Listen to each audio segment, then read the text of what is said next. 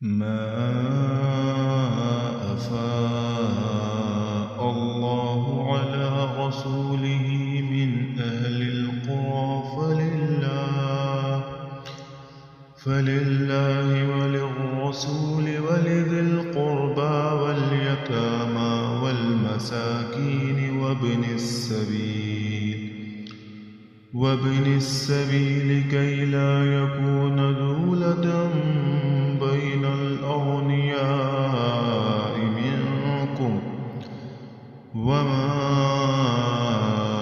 آتاكم الرسول فخذوه وما نهاكم عنه فانتهوا واتقوا الله